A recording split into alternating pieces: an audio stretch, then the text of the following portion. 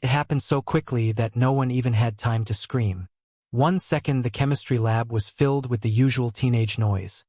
The next, chaos swallowed the room. Dylan Ross, the school's most feared student, had his hand around Miss Naomi Harris's throat. Beakers rattled, gas hissed from an open valve, and the class froze in disbelief. Everyone except her. Miss Harris didn't struggle. Her eyes, sharp and calm, met his with an unshaken stillness that unsettled everyone watching. For a heartbeat, the air felt thick, as if something ancient had awakened inside her.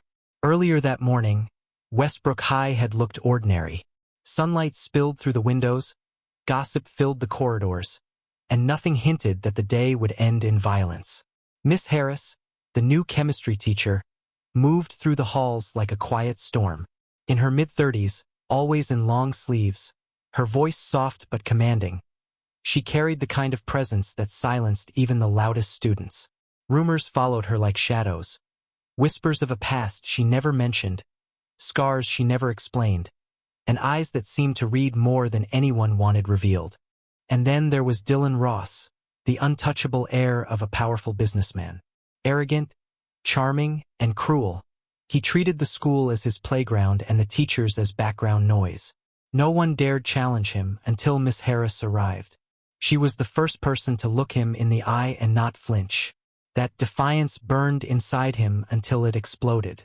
"Hey, Miss Harris," he mocked that morning, loud enough for everyone to hear. "You sure you're a teacher? Or just pretending till you find something better?" Nervous laughter rippled through the room. Miss Harris didn't even glance his way. "Focus on your experiment, Dylan," she said evenly. "Your solution is about to overheat." The quiet authority in her tone hit harder than any insult. Dylan's grin faded. "Don't tell me what to do. My dad pays your salary." The room went silent. Miss Harris turned, her gaze so cold it stopped him mid-breath. "In this classroom," she said, "money means nothing. Sit down." That should have ended it. But pride is poison, and Dylan had drunk it for years. He slammed his notebook shut, stepped closer, and hissed, "Or what?" His voice trembled with fury he couldn't control.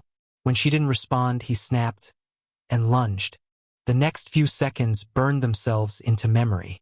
He shoved her hard against the counter, fingers tightening around her neck. Gasps echoed through the room. Students froze, terrified. For an instant, Dylan believed he had won. Then Miss Harris moved. Fast, precise, deliberate. Her hand shot up, locking around his wrist with impossible strength. A sharp twist, a strike to the elbow, and a scream filled the lab. In one motion, she spun behind him and pinned him face first against the counter. The room fell silent except for Dylan's panicked breathing.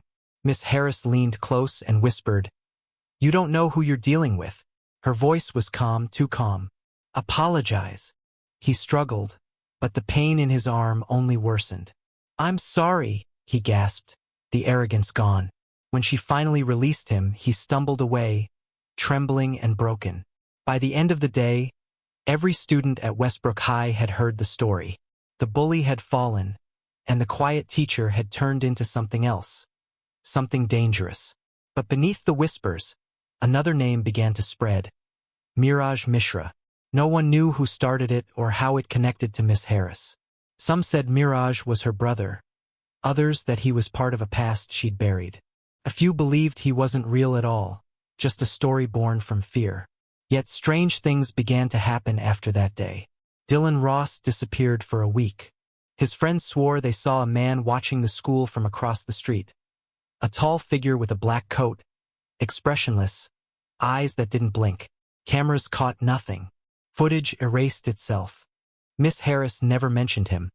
But sometimes, when the hallways were empty, students saw her freeze mid-step, as if she could sense someone standing behind her. Once, late at night, the janitor heard two voices in her classroom. Hers and a man's, quiet but sharp, like soldiers arguing in code. When he looked inside, the room was empty. Only the faint smell of burnt metal lingered in the air. Who was Miraj Misra? Some said he was the reason she left her old life behind, that he'd been her partner in a world of secrets and blood. Others whispered he was still her handler, an invisible force ensuring no one exposed what she really was. And yet, when people tried to dig into her past, their files vanished, computers crashed, and strange calls followed at midnight. Miss Harris carried on teaching as if nothing had changed. But the light in her eyes seemed dimmer, haunted by memories that refused to die. One evening, as she erased the chalkboard, she paused.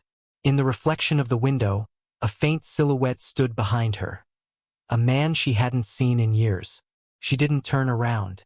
She just whispered, "You shouldn't be here, Miraj." The reflection smiled. "Neither should you." And then he was gone. From that night on, Westbrook High felt different. Lights flickered, doors locked themselves, and sometimes, in the chemistry lab, students swore they heard a man's footsteps pacing slowly behind them even when they were alone. Miss Harris never confirmed the stories. She continued her lessons, calm and precise, as though nothing in the world could shake her. But sometimes, when she looked toward the back of the class, her eyes lingered on an empty chair, and a faint shadow seemed to move there, waiting. Because Miraj Misra was not just a man. He was a consequence, a ghost from a past that refused to stay buried. And when he appeared, no one could stop him. No one could understand him. He wasn't there to haunt. He was there to remind. For every secret kept, a price must be paid. And Miss Naomi Harris had just realized her debt was coming due.